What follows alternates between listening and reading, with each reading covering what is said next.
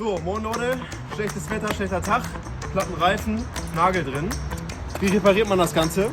Spitzzange, so ein Flickset und Cuttermesser oder Rasierklinge wird hier mitgeliefert, haben wir verloren, Klassiker. Schritt 1, Nagel rausholen.